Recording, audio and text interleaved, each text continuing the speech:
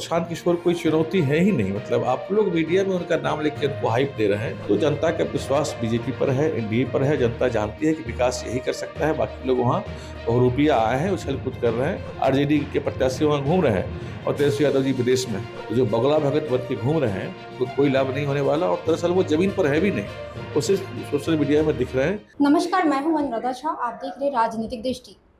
बांकीपुर उपचुनाव एक hot seat बन चुकी है और उपचुनाव को लेकर तमाम जो पार्टी है वो अपनी रणनीति में जुट गई है।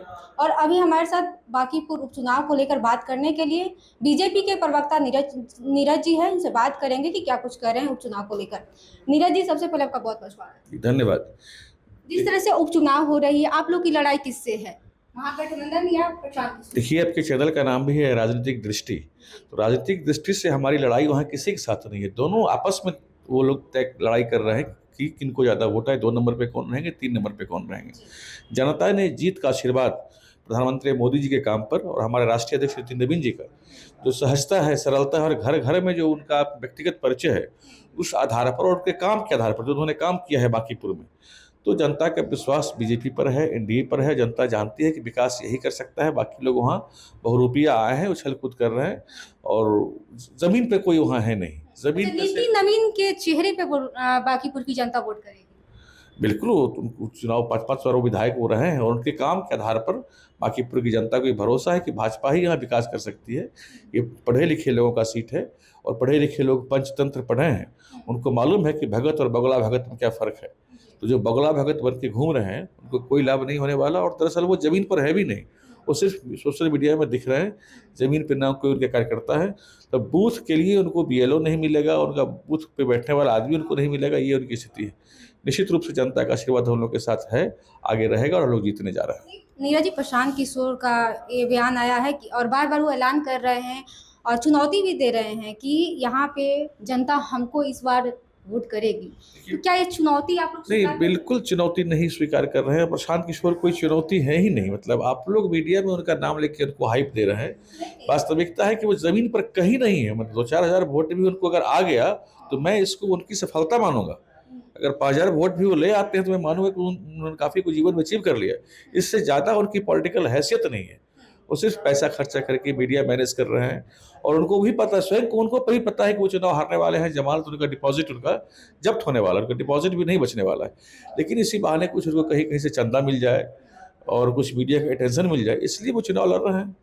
लेकिन ये भी क्षेत्र में हल्ला हो रहा है, कहा जा रहा है कि आप लोग 40 स्टार प्रचारक उतारे हैं चुनाव के लिए, प्रशांत किशोर का खौफ है। नहीं नहीं, बिल्कुल खौफ नहीं है। हम कोई भी चुनाव देश में कहीं भी होता है, भाजपा उसे बहुत गंभीरता से लड़ती है। हम लोग चुनाव को गंभीरता से लेते हैं। अब देखिए ना, लोग तेजस्वी यादव हैं, आरजेडी के प्रत्याशी वहाँ घूम रहे हैं और तेजस्वी यादव जी विदेश में हैं। तो हम लोग का स्टाइल वो चुनाव लड़ने का नहीं है।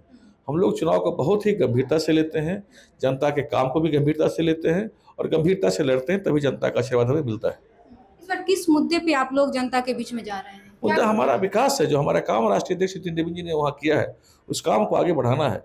उन्होंने जो कायाकल्प कर दिया वहाँ का बांकीपुर विधानसभा क्षेत्र का, उस काम को हम आगे बढ़ाएंगे। और जनता वो जानती है कि विकास यही एनडीए ही कर सकती है। जी। जनता से हम लोग बात किए और जनता के बीच में जा रहे हैं। जनता ये भी कह रही है, जो बांकीपुर की जनता है, कि जब ये विधानसभा का चुनाव होता था तो एक बार भी आप लोग के जो भी कैंडिडेट रहता था नहीं जाता था। इस पे आप क्या कहेंगे? नहीं नहीं, नितिन नवीन जी हमारे तो घर घर में जाते थे। हर घर में उनका व्यक्तिगत संबंध है। बहुत सहज व्यक्तित्व के, बहुत सरल व्यक्तित्व के धनी आदमी वो हैं। और यही तो उनकी पूंजी है कि आज भी कोई मंडल अध्यक्ष, आज भी देखिए टिकट उन्होंने किसको दिया, एक हमारे मंडल अध्यक्ष, मंडल स्तर के कार्यकर्ता को उन्होंने टिकट दी। यही तो भाजपा की खूबसूरती है कि यहाँ कोई भी कार्यकर्ता फर्ज से अर्ज पर कभी भी पहुँच सकता है। यही खूबसूरती है। परिवारवाद बसवाद नहीं चलता। केसी सिन्हा कल बीजेपी ज्वाइन किए हैं, क्या कुछ कहेंगे? ठीक है, स्वागत है उनका। केसी सिन्हा विद्वान हैं, प्रोफेसर रहे हैं, मैथमेटिशियन रहे हैं। ऐसे लोगों का स्वागत है। अगर वो आते हैं तो पार्टी का विस्तार होता है। और निश्चित रूप से भाजपा अगर दुनिया की सबसे बड़ी पार्टी है, इन्हीं कारणों से है कि विभिन्न तरह तरह के लोग हमारी पार्टी में आकर के जुड़े हैं, तब आज दुनिया की हम सबसे बड़ी पार्टी बने हैं। चलिए, बहुत बहुत शुक्रिया। तो जैसा कि अभी देख रहे थे, अभी हमारे साथ बीजेपी के प्रवक्ता नीरज कुमार जी थे और इन्होंने क्या कुछ कहा आपने साफ तौर पे सुना। इनके बातों से आप लोग कितना सहमत है, आप अपनी प्रतिक्रिया कमेंट बॉक्स में दीजिएगा। तब तक के लिए धन्यवाद।